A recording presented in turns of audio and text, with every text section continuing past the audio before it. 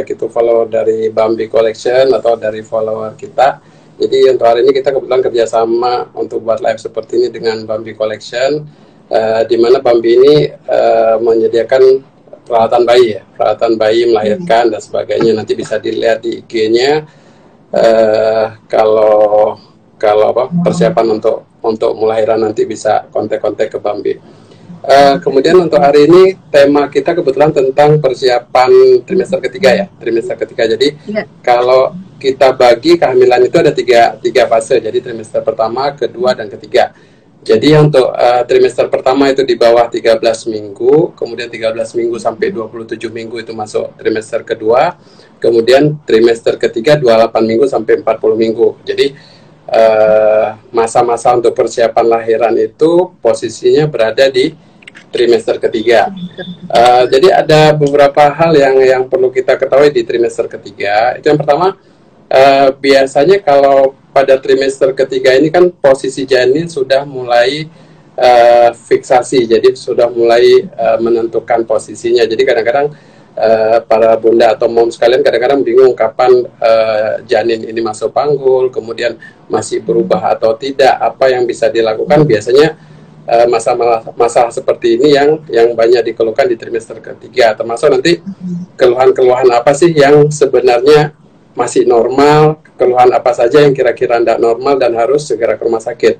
Karena kita tahu untuk masa-masa corona ini kan hampir sebagian besar dokter tutup, poli juga sebagian besar dibatasi. Jadi tidak semudah pada masa sebelum corona untuk mau periksa itu mudah.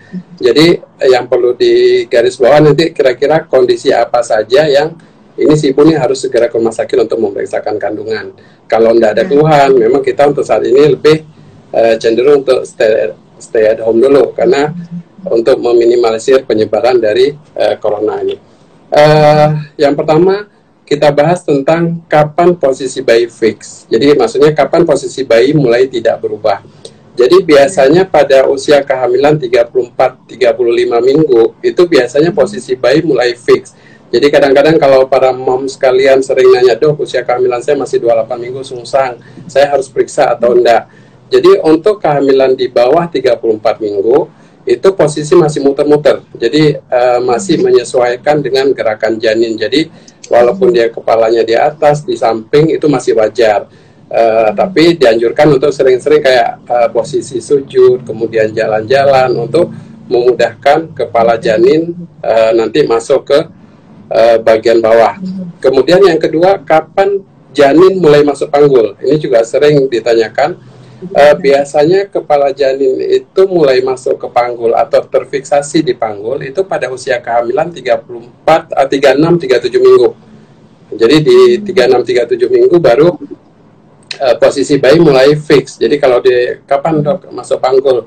Biasanya pas mendekati perkiraan lahiran, jadi sekitar 36-37, karena kita tahu bayi ini normalnya lahir itu 37-40 minggu. Ada beberapa pasien yang sampai lewat waktu sampai 41 minggu. Oke.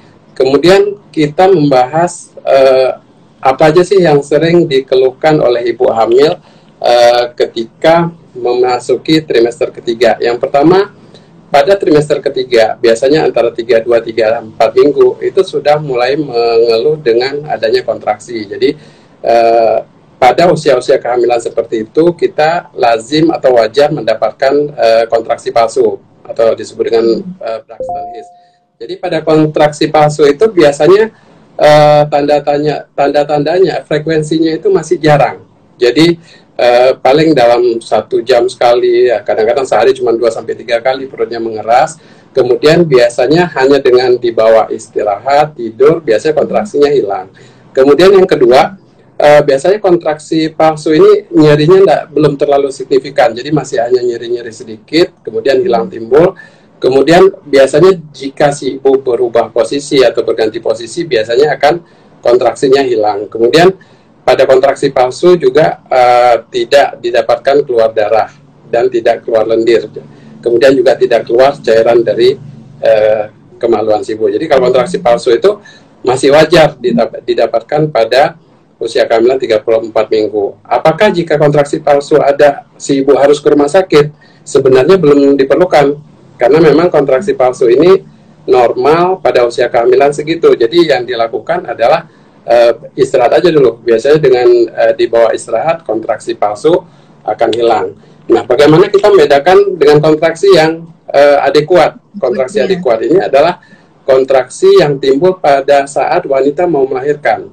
Jadi kita bedakan dengan kontraksi palsu. Pada kontraksi yang adekuat itu biasanya frekuensinya mulai sering.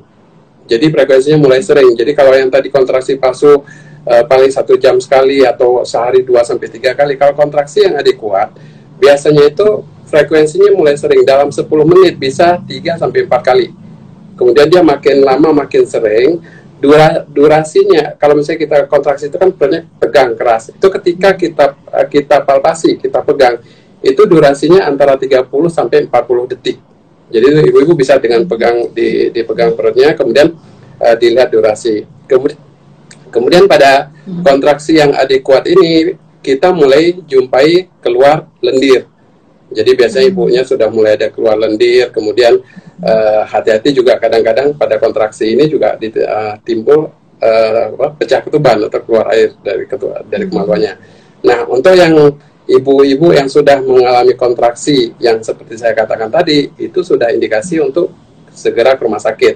Jadi biasanya kalau udah ada kontraksinya adekuat, biasanya kita evaluasi apakah ada pembukaan atau tidak. Jika ada pembukaan, kita observasi untuk persalinan. Tapi kalau belum pembukaan, biasanya masih bisa ditunggu, karena dari kontraksi itu kadang-kadang beda-beda. Ada yang cepat 1 hari bisa lahir, ada kadang-kadang 2-3 hari masih tetap tenang-tenang ada. Jadi kita evaluasi. Kemudian keluhan yang sering, iya, gimana Mbak? Maksimal itu kalau sudah kontraksi adekuat itu maksimal itu berapa lama biasanya nunggu sampai diputuskan, oh nggak bisa, ini nggak bisa nunggu lama, harus sesar gitu? Oke, jadi kalau kontraksi itu istilahnya adalah tanda-tanda pasien menuju lahiran gitu. Jadi biasanya kalau misalnya pada pasien yang hamil pertama, itu prosesnya lebih panjang dibandingkan wanita yang hamil kedua atau lebih. Biasanya begitu sudah ada kontraksi, kita evaluasi. Kalau pembukaannya masih di bawah 3 cm, kita masih bisa observasi dulu. Kadang-kadang kalau pasien tinggal dekat dengan rumah sakit, masih memungkinkan kalau untuk nunggu di rumah dulu. Karena sekarang juga berada di rumah sakit juga deg-degan, karena kita nggak tahu nih pasien ini ada yang dalam tanda kutip yang COVID ini lumayan mengganggu sebenarnya dalam pelayanan. Nah, kapan kita biasanya mulai rawat inap?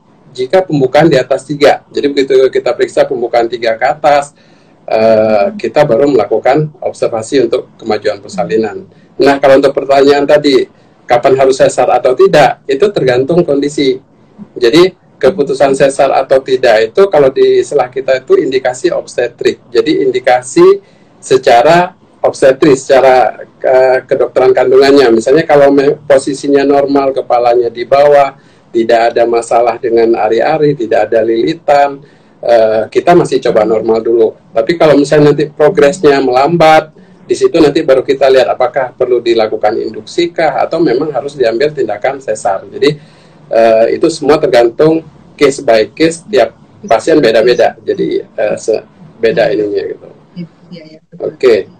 Kemudian yang sering juga dikeluhkan pada ibu-ibu hamil dengan ini yang sering di trimester ketiga, itu yang sering ibu keluhkan itu sakit punggung. Itu sering dikeluhkan, dok saya ini kok sering sakit punggung, kenapa ya kok sering sakit punggung? Jadi sakit punggung pada trimester ketiga itu normal. Jadi karena berat badan mulai naik, kemudian si ibu juga dengan membawa beban perut yang menggantung itu akan menyebabkan otot-otot di bagian panggung. Jadi saya ibaratkan gini, kalau kita ngangkat beban lama, otomatis belakang kita ya pegel gitu. Jadi kalau pada ibu hamil gitu juga. Jadi karena dia berat badan makin meningkat, kemudian mengangkat beban rahim yang membesar tadi, sehingga otot-otot yang menumpu di bagian belakang jadi sakit, dan itu normal. Biasanya hanya cukup dengan istirahat aja atau dibawa tidur miring kiri, itu normal. Kemudian keluhan yang juga normal kita dapatkan pada trimester ketiga itu bengkak. Jadi sering ibu-ibu hamil dok, saya kok kakinya bengkak, kok tangannya bengkak, ada malah bengkak semua, jadi saat itu pipinya bengkak gitu.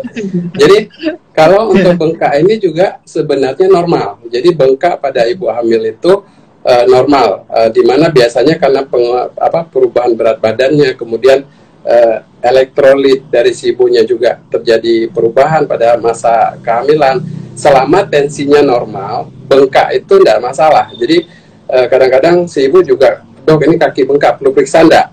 Itu kan sering juga ditanyakan.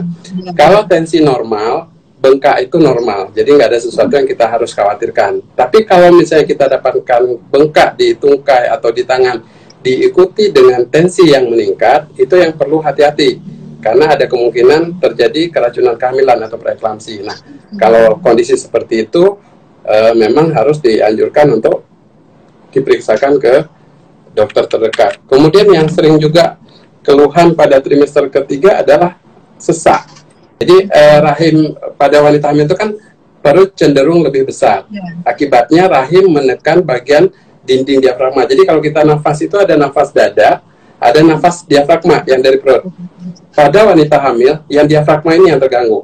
Jadi agak lebih pendek. Jadi biasanya nafasnya jadi lebih pendek dari biasanya. Kemudian bisa juga karena ketekan lambungnya. Jadi agak gasnya naik ke atas. Itu juga bisa menyebabkan nafasnya jadi agak pendek. Jadi nafas pendek pada ibu hamil trimester ketiga itu termasuk normal. Jadi nggak harus segera ke rumah sakit karena itu masih wajar.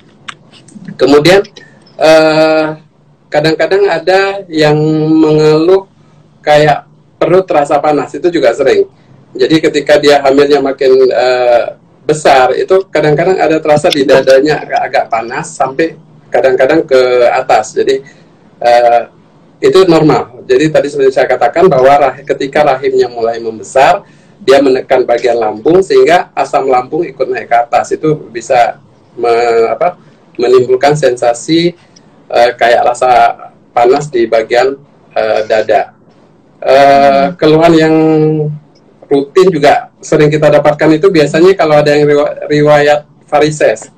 Jadi pada ibu-ibu biasanya pada kehamilan tua juga varisesnya timbul. Nah, varises ini termasuk pada wasir. Jadi kalau wasir itu kan kadang-kadang kalau ibu hamil di trimester ketiga itu mengeluh, dok, kok wasir saya kambuh. Kemudian nanti jadi pertanyaan, dok, saya nanti bisa lahir normal nggak kalau dengan wasir? Ini paling sering kita ditanyakan. Jadi pada ibu-ibu sekalian, memang pada kehamilan trimester ketiga itu karena pembuluh darahnya semakin melebar, kemudian beban bagian tungkai bawah juga semakin besar, akibatnya pembuluh darah vena mulai melebar, termasuk yang di dubur. Jadi vena-vena yang di dubur itu kalau wanita yang sebelumnya ada bakat wasir, ketika hamil biasanya wasirnya akan semakin kelihatan. Nah, boleh lahir normal apa tidak? Itu tergantung dari obstetrik lagi. Jadi nggak semua orang wasir harus sesar, enggak.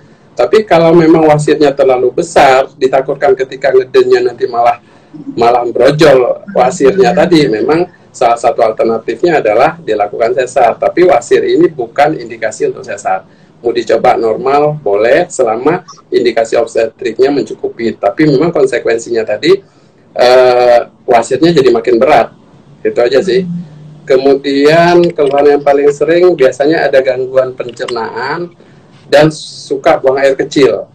Nah, ini juga paling sering nih.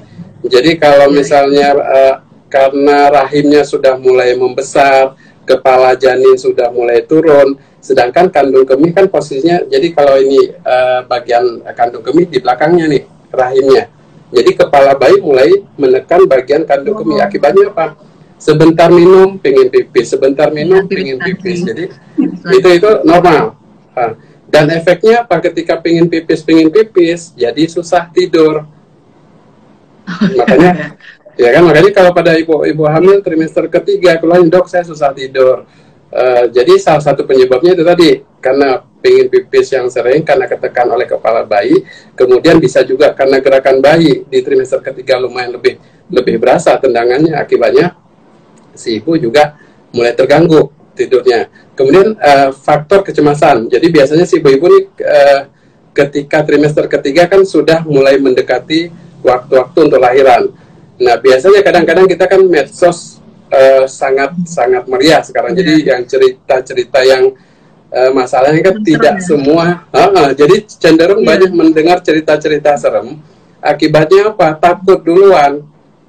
Lah nanti aku lahiran gimana nih, sakitnya gimana? Akibatnya kecemasan itu akan menyebabkan suatu gangguan di pikiran si ibu secara nggak sadar. Ketika dia tidur, kegelisahan itu timbul. Akibatnya tidurnya jadi susah. Makanya dianjurkan buat para ibu sekalian, jangan banyak dengar cerita-cerita yang aneh-aneh.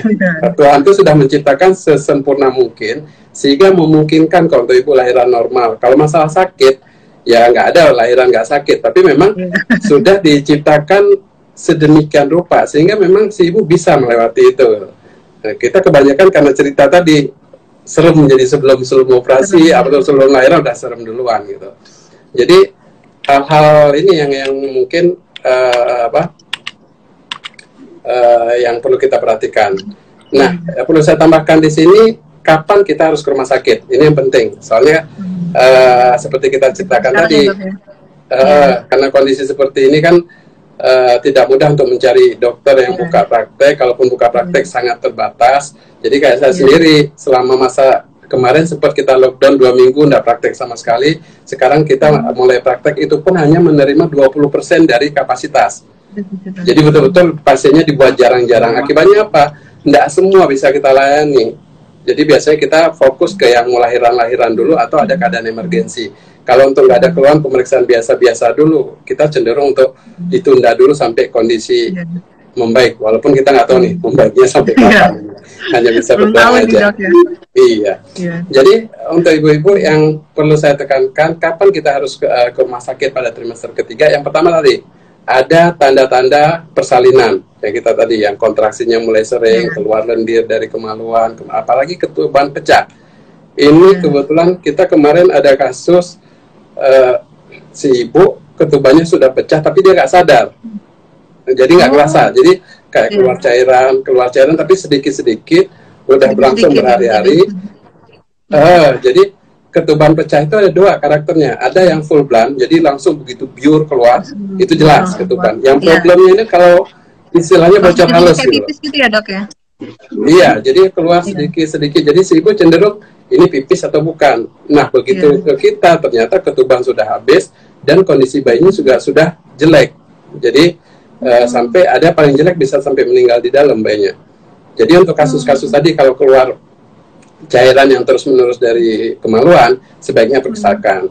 Kemudian keluhan lain yang harus periksa adalah tensi tinggi. Jadi tensi tinggi ini juga sering kita dapatkan pada kasus-kasus trimester ketiga. Jadi awalnya dia tensinya normal, ketika makin mendekati trimester ketiga, tensinya mulai naik. Di sini hati-hati preeklamsi. Jadi pada kasus-kasus preeklamsi juga harus hati-hati. Jadi kalau memang biasanya kalau hamil beli aja tensi-tensi yang elektrik itu bagus kok. Yang elektrik itu dok ya? Iya, jadi kita bisa pantau sendiri di rumah, nggak mahal kok.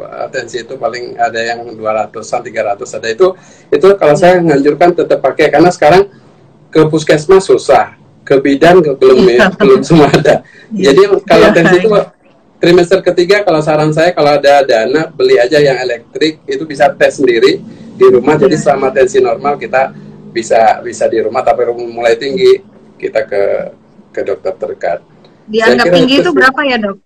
Kita batasan kita tuh 140 per 90.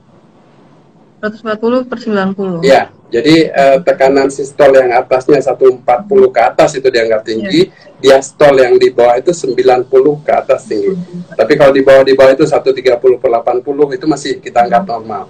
Karena memang pada ibu hamil cenderung memang agak tinggi sedikit dari normalnya. Tapi baru indikasi ke rumah sakit jika tensi lebih dari 140 per 90, apalagi kalau ada bengkak kaki tadi, kita anjurkan untuk ke rumah sakit. Oke, saya kira itu sih kalau yang perlu di ini. Kita masuk diskusi aja ya. Iya. Tadi sih penjelasannya udah cukup lengkap ya. Tadi saya nyatetin juga ada untuk trimester ketiga itu yang perlu diperhatikan adalah kalau bayi itu baru melahirkan itu masuk persalinan di kehamilan 37 sampai 40 minggu gitu ya dok ya. Itu kontraksi palsu biasanya terjadi di 32 sampai 34 minggu.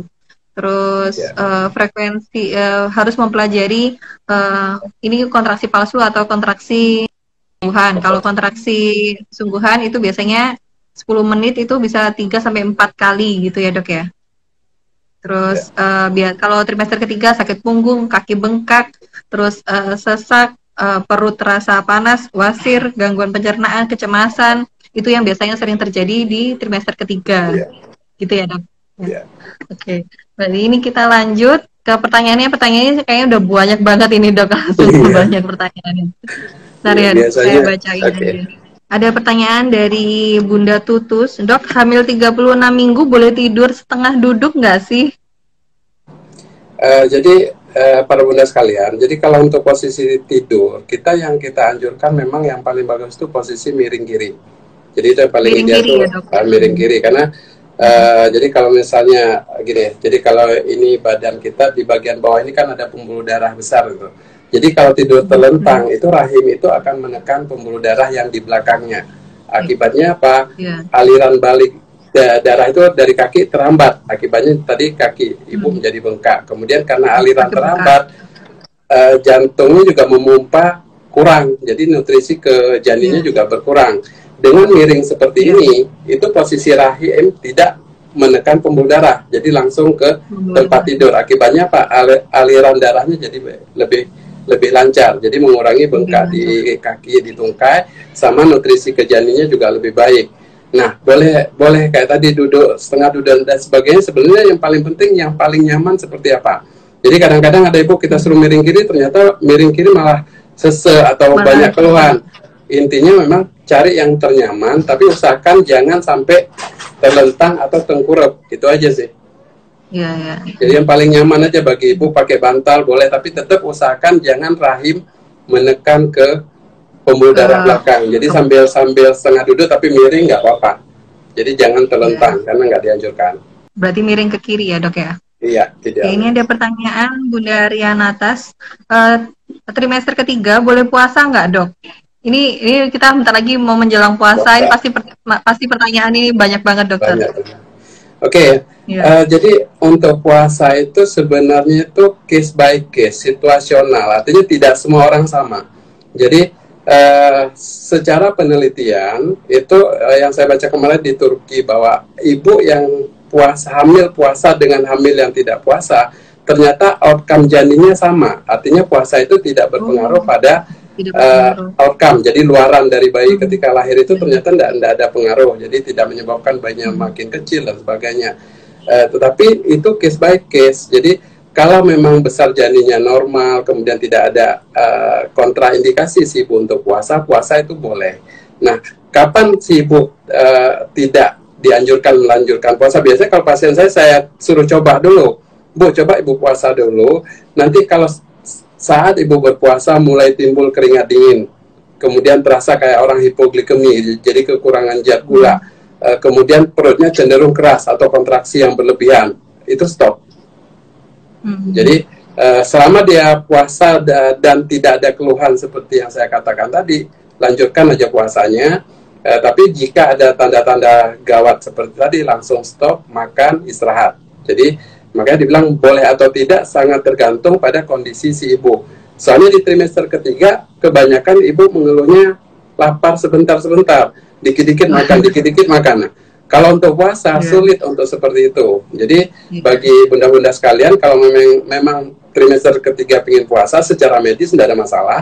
Tapi seperti saya katakan tadi, dilihat dulu dengan kondisi. Kalau memang memungkinkan lanjutkan puasa. Kalau enggak, jangan dipaksakan, karena memang dalam agama sendiri kita diberi kemudahan untuk ibu hamil sama menyusui boleh untuk tidak puasa dulu. Gitu. Saya kira gitu sih. Ini ada pertanyaan dari Bunda Sani 5115. Assalamualaikum dokter, kalau hamil 35 minggu sungsang, apa masih bisa normal? Oke. Untuk mengenai sungsang, tadi kita udah jelaskan bahwa posisi bayi fixnya itu memang 34-35. Kalau 35 sungsang, kemungkinan besar akan tetap sungsang. Apa yang bisa ibu lakukan? Tetap perbanyak posisi sujud. Jadi kayak posisi orang sujud, kemudian atau ngepel jongkok. semampunya, bisa 10 menit, bisa 15 menit, kalau selama tidak pusing, lanjutkan, tapi kalau udah pusing, stop. Karena walaupun dikatakan tadi 34 minggu sudah fix, ada beberapa pasien saya, ketika kita anjurkan seperti itu, kontrol 2 minggu malah bisa balik. Jadi nggak ada yang nggak mungkin gitu, yang penting usaha dulu. Nah, apabila sampai nanti 36, 37 tetap sungsang, bisa normal apa bisa sesar? Kalau untuk saat ini, sungsang rekomendasinya adalah sesar, jadi tidak dilahirkan normal. Karena dari penelitian yang dilakukan, ternyata kalau untuk kehamilan sungsang yang dilahirkan dengan normal, ternyata di perkembangan janinnya itu tidak sebaik janin sungsang yang dilahirkan secara sesar. Karena prosesnya gini, jadi kalau misalnya ini kepala janin, ini kalau pada kehamilan normal, ketika kepala bayi masuk, itu perlu proses, jadi dia pelan-pelan masuk ke panggul, sehingga ada proses adaptasi lingkar kepala bayi ketika dia masuk ke panggul. Ketika dia masuk pelan-pelan, itu tidak menyebabkan trauma yang berlebih di otak si bayi tadi. Nah, kalau sungsang kebalikannya, bokong dulu turun gini. Turun bokong atau kaki dulu. Nah, begitu untuk melahirkan kepala ini, kita cuma punya waktu 5-8 menit. Tidak boleh lebih dari itu. Akibatnya apa? Kita narik. Jadi kita tarik dalam tanda kutip maksa gitu. Ditarik seperti ini, akibatnya apa? Kompresi ke kepala bayi itu lebih parah dibandingkan yang lahiran normal. Akibatnya apa? Nah, di perkembangan janinnya itu ternyata tidak sebagus yang dilakukan sesar. Jadi sekarang rekomendasinya, kalau dulu itu hamil pertama sungsang itu sesar, hamil kedua berikutnya bisa dicoba normal. Tapi kalau sekarang semua posisi sungsang dianjurkan untuk sesar. Rekomendasi terbaru sesar. Ini ada pertanyaan dari Bunda Yuyunna 18. Dok, ukuran 32 minggu BBJ itu berat badannya bayi mungkin ya dok ya, 1,6 normal apa kekecilan ya? 1,6 itu sangat kecil, karena patokan kita 32 minggu itu udah 2 kilo, 34 minggu itu sudah 2 kilo 4 on, kalau 36 ke atas itu harusnya di atas 2 kilo setengah. Kalau 1,6 ada dua kemungkinan. Kalau 1,6 salah hitung usia kehamilan, atau yang kedua memang janinnya tidak berkembang. Jadi dua kemungkinan itu, karena ini langsung cek dokter aja ya dok ya. Iya, jadi normalnya kalau iya, karena kadang-kadang kadang-kadang gini, si ibu lupa haid. Itu paling sering. Jadi si ibu lupa haidnya, hitungannya sudah 36 minggu. Begitu kita USG, ukuran bayinya tidak sesuai gitu.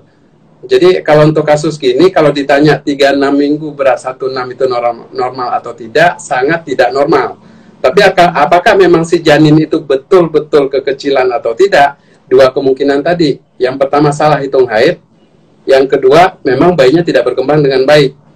Dan untuk menentukan, konsultasikan dengan dokter terdekat. Ini 32 minggu sih dok. Kalau 32 minggu 2 kilo minimal. 2 kilo. Oh, ya, ya Bunda Yuyun langsung ke dokter kandungannya kayaknya ya, harus ke dokter kandungannya. Ini ada dari Bunda Lina. Setelah operasi anak ke-1 beda 5 tahun dengan kedua, apa bisa lahiran normal dok? Resiko tertingginya apa? Oke. Jadi buat para bunda yang hamil kemudian bekas sesar, jadi apakah setiap pasien bekas sesar harus sesar lagi? Tidak semua. Jadi ada istilahnya VBAC. Jadi kita bisa mencoba lahiran normal pada pasien-pasien bekas sesar. Nah, kapan kita lakukan lahiran normal? Ada syaratnya. Pertama jaraknya harus lebih dari 18 bulan. Jadi antara sesarnya dia dengan hamil berikutnya lebih dari 18 bulan. Ada yang ngambil 2 tahun, tapi kita pakai acuan batas minimal 18 bulan. Yang kedua, tidak ada kelainan posisi. Jadi posisinya normal, kepala di bawah, nggak ada sungsang, nggak lintang, nggak ada ari-ari. Intinya bahwa tidak ada kontraindikasi untuk dilahirkan normal. Kemudian, kadang-kadang juga kita mengukur ketebalan bekas operasinya.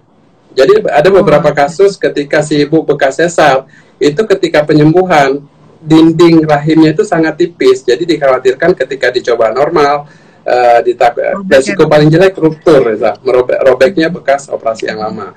Jadi kalau pertanyaan tadi bisa normal apa tidak, bisa saja normal selama syarat-syaratnya terpenuhi, Tapi kalau secara statistik, pasien-pasien bekas sesar 60-80% akan berakhir dengan sesar lagi. Jadi lebih banyak yang harus sesar lagi dibandingkan dengan berhasil kita coba normal. Karena kadang-kadang pada pasien bekas sesar kita coba normal pun biasanya nyerinya beda. Lebih nyeri kalau misalnya kalau pasien yang sebelumnya normal dicoba normal dengan pasien yang bekas sesar dicoba normal, itu nyerinya beda. Jadi kasus kita beberapa yang kita, sudah ini, gimana? Nyerian sesar, terus ya, berarti nyerian sesar terus habis itu normal lebih nyeri gitu ya? Iya, karena kebanyakan kita ketika coba normal pun kebanyakan ibunya nggak kuat, jadi angkat tangan ampun gitu, buka 3, buka 4 kesakitan, habis itu nyerah, akhirnya sesar juga. Tapi yang paling penting saya tekankan, bagi ibu-ibu yang bekas sesar, kalau pengen lahiran normal, tidak boleh di klinik, tidak boleh di puskesmas, tidak boleh di bidan. Harus di rumah sakit. Jadi kenapa kita katakan harus di rumah sakit? Karena melahirkan normal bekas sesar itu adalah resiko tinggi. Jadi ada resiko-resiko tadi, ruptur uteri, robek rahim. Jadi kalau di rumah sakit begitu kita evaluasi ada tanda-tanda bahaya, kita untuk menuju sesar cepat. Tinggal pindah dari kamar bersalin ke kamar operasi, langsung operasi. Cepat, jadi bisa life savingnya lebih mudah. Kalau dicoba di bidan, begitu ada komplikasi, nyari ambulan dulu kalau ada. Ambulannya terus transportasi macam-macam, belum lagi nanti ada halangan di jalan. Jadi terlalu beresiko. Jadi intinya boleh lahiran normal selama syarat tercukupi dan lahirannya di rumah sakit. Di rumah sakit. Gitu. Oke. Ya, Dok.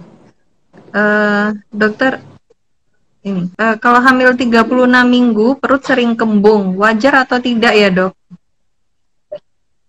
Nah, tadi kita udah jelaskan juga pada kehamilan 36 minggu itu rahim itu cenderung untuk menekan lambung. Diafragma. Jadi keluhan yang paling, jadi lambungnya ketekan nih sama rahimnya. Akibatnya apa?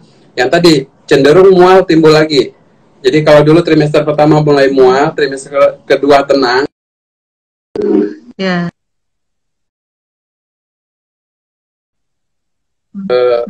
Ke mual-mual lagi. Jadi kembung, mual, sama rasa panas di bagian dada itu normal untuk trimester ketiga. Ini ada pertanyaan ini, dokter. Dari Bunda Nu Ulfatona. Dokter, saya hamil 31 minggu. Udah 1 minggu ini tangan kaki saya bentol-bentol, gatal, Dok, sampai korengan gitu. Ini apa ya, Dok? Apa alergi? Ada yang bilang juga ini bawaan. Jadi kalau untuk mengenai gatal pada ibu hamil, biasanya kalau bawaan hamil itu dari awal. Jadi dari awal hamil, kemudian jadi kan pada ibu hamil itu kan biasanya keluhan gatal-gatal itu wajar karena pengaruh dari progesteron. Jadi perubahan hormonal pada ibu itu kadang-kadang ada yang bawanya jerawatan, ada yang timbul kayak bentol-bentol di badan, ada yang parah, ada yang enggak, tergantung ininya. Tapi kalau timbulnya baru-baru aja, kebanyakan memang kelainan kulit tersendiri, apakah itu alergi, salah makan, dan sebagainya. Kalau saya sendiri biasanya kalau ada timbul gatal pada ibu hamil seperti ini, biasanya saya konsulkan ke dokter kulit dulu untuk memastikan ini bukan karena bawaan hamil. Kalau memang dari dokter kulit mengatakan aman, ya sudah, berarti bawaan hamil, nggak ada tindakan yang spesifik. Tapi kalau memang ternyata dari salah makan tadi, biasanya diterapi. Jadi bisa karena kehamilan, bisa bukan. Untuk lebih jelasnya sebaiknya memang konsultasikan dulu dengan dokter kulit untuk menentukan kasusnya yang mana. Ini dari Bunda Alfiah Kustari. Dokter, ukuran 32 minggu, posisi plasenta di bawah, tidak nutup jalan lahir. Apa bisa lahiran normal, dokter? Oke, ini pertanyaan yang sering ya kita dapatkan. Jadi ibu-ibu, ari-ari itu bisa nempel di mana aja. Jadi bisa jadi kalau misalnya rahim seperti ini puncak rahim, ini bagian bawah rahim, bisa dia nempel. Normalnya dia di atas, normal di atas, depan, kiri, kanan. Yang nggak normal kalau di bawah, nutup jalan lahir. Ari-ari itu nggak bisa geser-geser dia. Jadi begitu nempel seperti akar tanaman, akar pohon. Jadi ketika kita tanam di sini, akarnya dari situ dia berkembang. Nggak akan pohonnya pindah-pindah, nggak mungkin. Jadi kalau dia dari awal ya, Dok, ya? Dari awal proses nempelnya. Jadi ketika misalnya sel telur kemudian ketemu sama sperma, kemudian masuk ke dalam rahim, jatuhnya di mana? Kalau jatuhnya misalnya gini, ketika dia balik, kalau jatuhnya di atas, dia dari situ berkembang. Kalau jatuh di samping, dari situ berkembang. Kalau jatuh di bawah, itu yang nanti menimbulkan ari-ari yang nutup. Nah, jadi kita menentukan plasenta previa itu di usia kehamilan 27 minggu. Jadi di 27 minggu itu sudah nggak akan berubah lagi, jadi udah fix. Apakah dia nutup semua, apakah dia nutup sebagian, apakah hanya plasenta letak rendah, itu di 27 minggu kita menentukan. Kalau di atas 27 minggu, ya sudah. Kalau dia nutup semua, sesar, mutlak. Jadi nggak mungkin kita lahir normal. Nutup, dok? Kalau nggak nutup? Makanya kalau tergantung, nutup? kalau tergantung derajatnya. Kalau dia nutup full, sesar. Kalau dia nutup sebagian, itu tergantung proses. Jadi kalau begitu pembukaan darah yang keluar dulu, sesar. Tapi kalau begitu pembukaan tidak disertai keluar darah segar, masih bisa dicoba normal, tapi di rumah sakit. Tapi kalau di belakang dan tidak nutup, tidak ada masalah. Kita boleh lahirkan normal. Tapi tetap sampai plasenta letak rendah pun, kita anjurkan lahiran normalnya di rumah sakit untuk jaga-jaga apabila nanti ada kasus perdarahan atau tidak. Gitu. Jadi tergantung posisi hari-harinya. Gitu.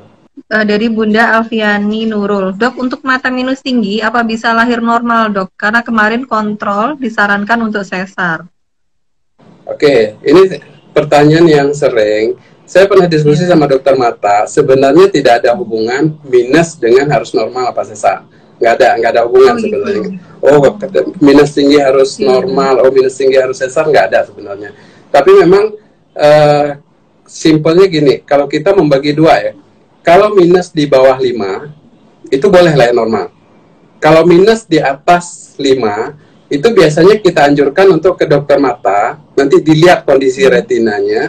Kalau retina itu saraf yang berada di belakang mata. Kalau retinanya itu normal, tidak ada degenerasi, tidak tipis, tidak ada kelainan, walaupun di atas 5, normal boleh. Tapi kalau misalnya di atas 5, kita dapatkan gangguan di retinanya, memang dianjurkan untuk lahiran secara sesar, karena ditakutkan ketika si ibu ngeden, tekanan bola matanya ikut meningkat, akibatnya terjadi displasi atau robekan pada retinanya, akibatnya si ibu tidak bisa melihat sama sekali, dan itu nggak ada obatnya.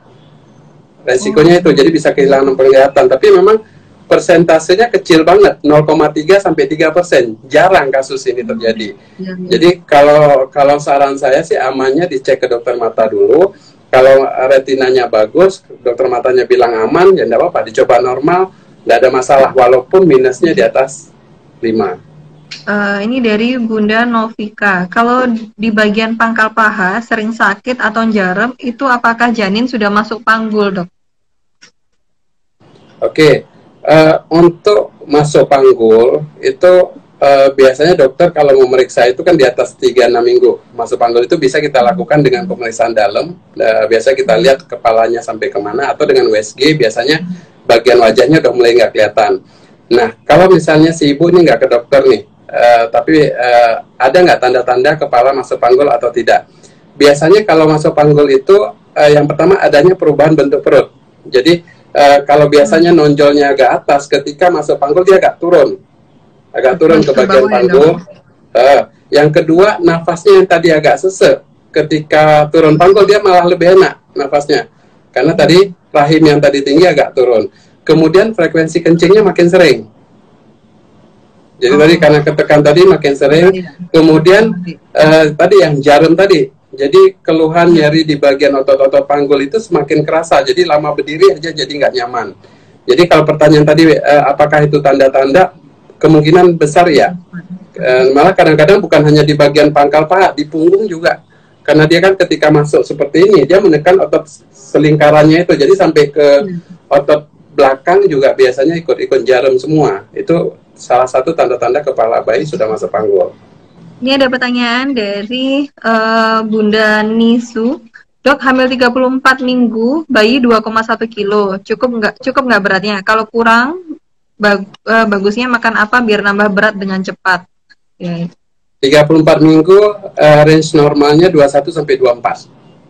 Jadi masih normal.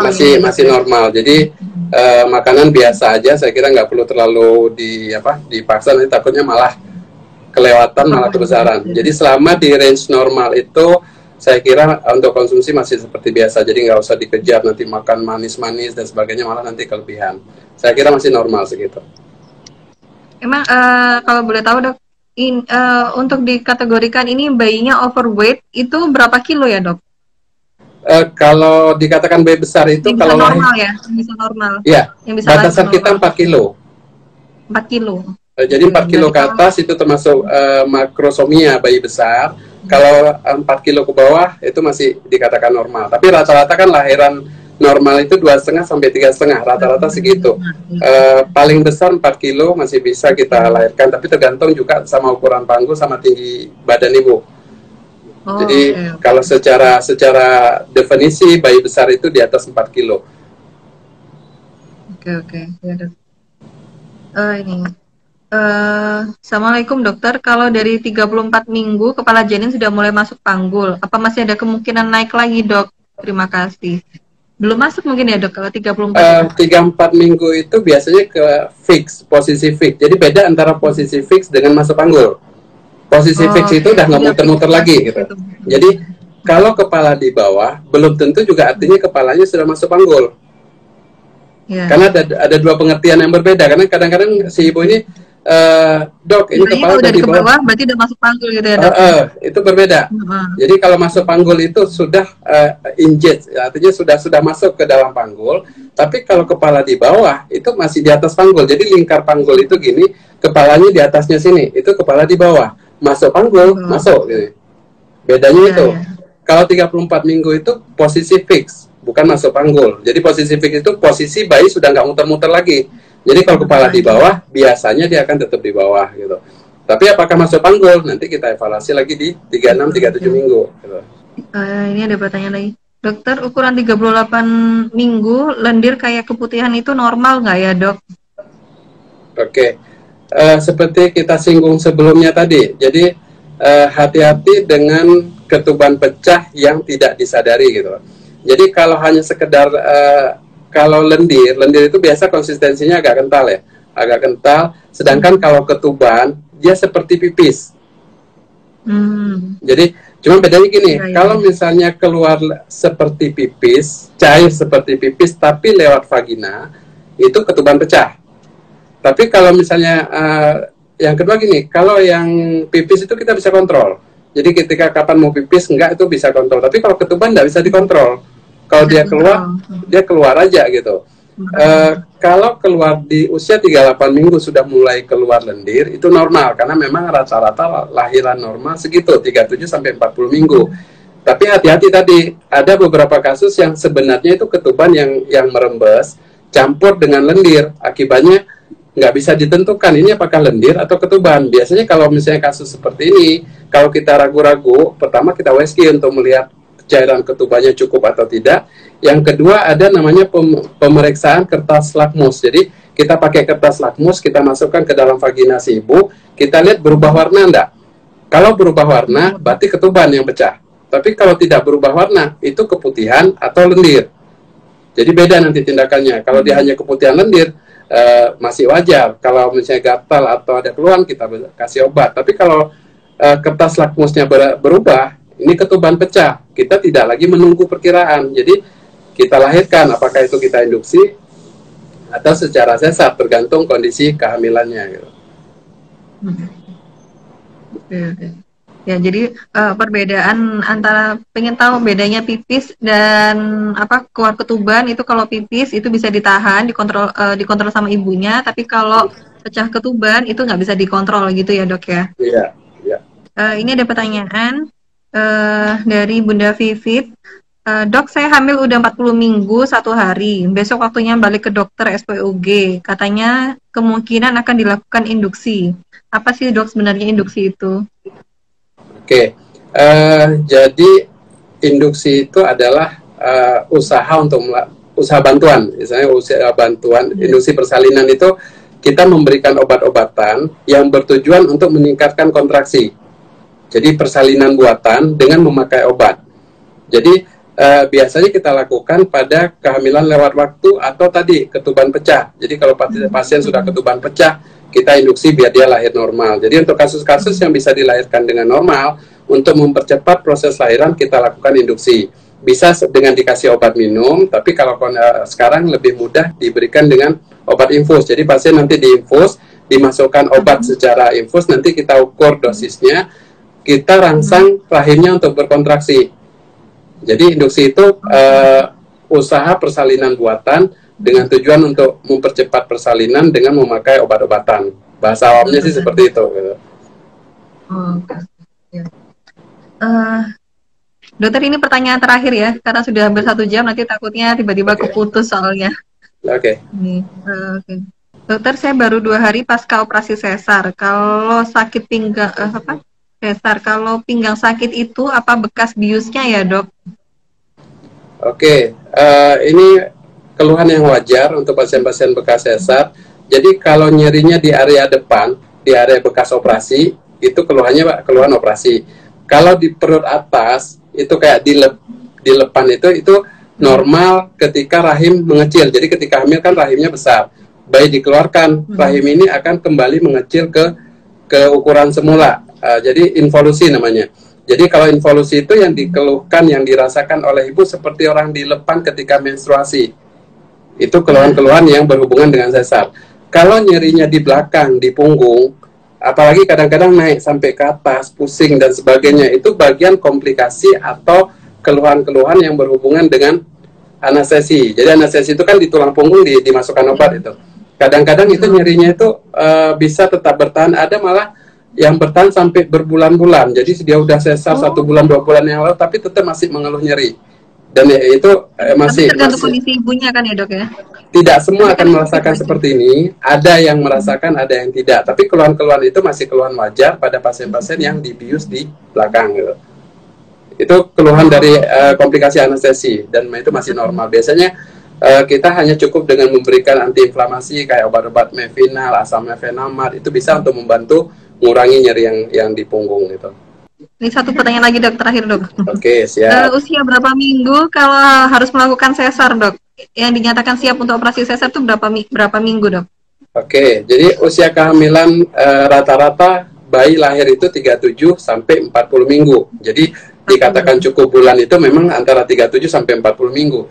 Tapi kalau kita rekomendasi untuk dilakukan sesar itu sebenarnya semakin dekat ke 40 minggu, semakin optimal kondisi bayi. Jadi kalau bayi dilahirkan 37 dengan bayi 40, itu tetap lebih bagus bayi yang 40 minggu. Tapi masalahnya, sebelum 40 kadang-kadang kontraksi sudah sering timbul. Makanya biasanya kita ambil garis tengah, antara 38 sampai 39. Jadi idealnya di 38 sampai 39. Pada kondisi tertentu, kadang-kadang kita bisa lahirkan di 37 minggu. Cuman tadi, kadang-kadang 37 minggu, kalau dari sisi kita, dokter kandungan, 37 minggu sudah kita anggap cukup bulan. Tapi dari dokter anak, 37 minggu ini masih dimasuk kategori prematur akhir. Jadi kadang-kadang masalah di situ. Jadi dokter anak menganggap ini masih prematur akhir, kita sudah cukup bulan. Makanya kalau mau sama-sama enak tadi 38 ke atas, dari dokter anak sudah nganggap cukup bulan, dari kita juga sudah aman. Jadi rata-rata 38 sampai 39. Oke, dokter.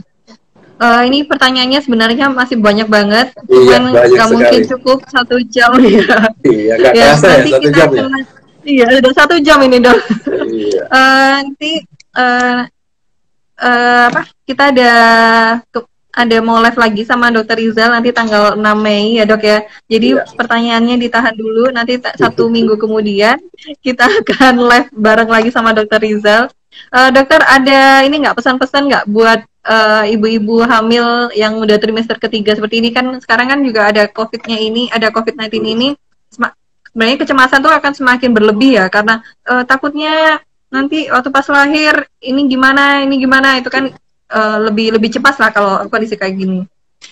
Ada pesan? Jadi intinya sih seperti kita singgung yang tadi, karena kondisi seperti ini tetap ini dulu stay safe dulu lah, stay at home dulu. Tapi pada kondisi-kondisi yang emergensi seperti tadi, baru ke rumah sakit terdekat. Ya itu aja sih sebenarnya, karena udah banyak kita jelaskan di tadi.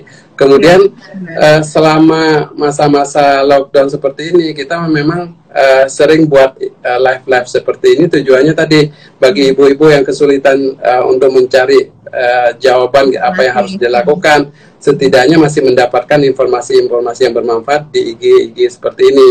Jadi ya ikutin aja, nanti kita sering buat live seperti ini. Nanti kalau ada pertanyaan yang bisa kita jawab di sini. Jadi mengikuti anjuran pemerintah, jadi konsultasi online sekarang. Jadi jadi jangan lupa di follow Instagram kita, juga jangan lupa Bambu ya Collection di follow juga, Bambi. Oke. Nanti kita akan ada sering live gini kok. Jadi ibu-ibu kalau ada pertanyaan, memang kita nggak bisa jawab semua kan, banyak ini yang nanya sampai berapa? Banyak banget ini dong, iya. Iya. Banyak banget ini dong. 400-an, ada 400-an yang nanya. Jadi. Iya. Pada antusias semua ini dokter. Oke dokter, saya terima kasih banyak dokter. Kita jumpa lagi nanti tanggal 6 Mei. Kita akan sering-sering live bareng dokter Rizal. Oke, siap. Terima kasih dokter. Stay safe dokter. Selalu jaga kesehatan. Buat ibu-ibu hamil di Jombang. Oke dokter. Jawa Timur ya. Oke. Ya, assalamualaikum. Waalaikumsalam.